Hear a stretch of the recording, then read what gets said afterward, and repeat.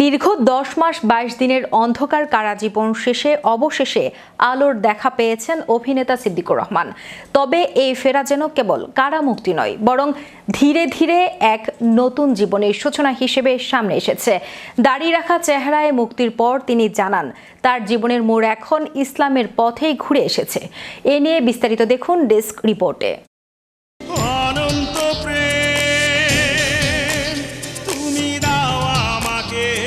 দীর্ঘ 10 মাস 22 দিনের অন্ধকার কারাজীবন শেষে অবশেষে আলোর দেখা পেয়েছেন অভিনেতা সিদ্দিকুর রহমান।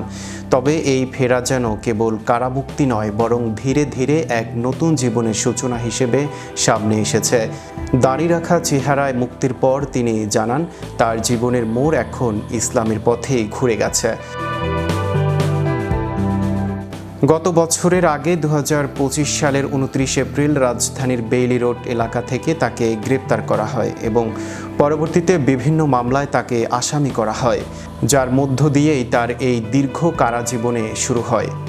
মুক্তির পর গণমাধ্যমে দেয়া বক্তব্যে সিদ্দিক জানান, কারাগারের সময়টিকে তিনি নিজের পরিবর্তনের একটি গুরুত্বপূর্ণ সুযোগ হিসেবে দেখছেন।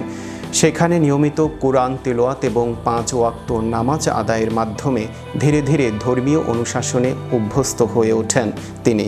তার ভাষায় এই সময় আল্লাহ তাআলা তাকে ভেতর থেকে বদলে দিয়েছেন এবং নতুনভাবে ভাবতে শিখিয়েছেন।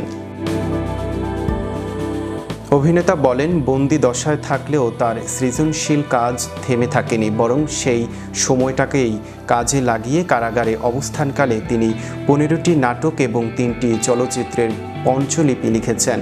ওখানে আমি 15টা নাটক লিখছি, 3টা সিনেমা লিখে ফেলেছি। আল্লাহ পাক বাঁচিয়ে রাখলে একটা বই লিখব আমার উপরে।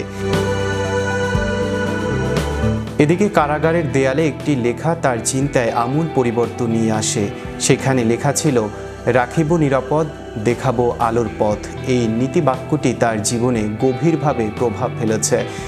সেই সঙ্গে কারামুক্তির পর তার বাহ্যিক অবয়বেও পরিবর্তন এসেছে। এখন তিনি টুপি ও দাড়িতে নিজেকে ভিন্নভাবে উপস্থাপন করছেন। অন্যদিকে বর্তমানে তিনি পরিবারের সঙ্গে নিবৃত্তির সময় কাটাচ্ছেন এবং ধীরে ধীরে নিজেকে গুছিয়ে নেওয়ার চেষ্টা করছেন। তবে একই সঙ্গে তার বিরুদ্ধে এখনও 2টি মামলা চলমান রয়েছে বলে জানা গেছে। এর আগে বৈষম্য বিরোধী ছাত্র আন্দোলনের সময় একটি হত্যা মামলায় তাকে গ্রেপ্তার দেখানো হয়েছিল। অভিযোগ অনুযায়ী ওই আন্দোলনের সময় গুলিবিদ্ধ হয়ে এক ব্যক্তির মৃত্যু হয় এবং সেই ঘটনার জেরেই এই মামলা দায়ের করা হয়, যা এখনও বিচারাধীন রয়েছে। সব মিলিয়ে কারাগার থেকে ফিরে অভিনেতা সিদ্দিকুর রহমানের জীবনধারা ও দৃষ্টিভঙ্গিতে যে পরিবর্তন এসেছে তা এখন আলোচনার কেন্দ্রবিন্দুতে উঠে এসেছে। সিদ্দিক অভিনয়ের পাশাপাশি আওয়ামী লীগের রাজনীতির সঙ্গে জড়িত ছিলেন। 2018 সালের জাতীয় সংসদ নির্বাচনে টাঙ্গাইল 1 আসন থেকে দলটির মনোনয়ন প্রত্যাশী ছিলেন। তবে ঢাকা 17 আসনের উপনির্বাচনে আওয়ামী লীগের মনোনয়ন ফর্ম কিনে সবার নজর কেড়েছিলেন। Riyad Sikdar, magic Bangla TV, news desk.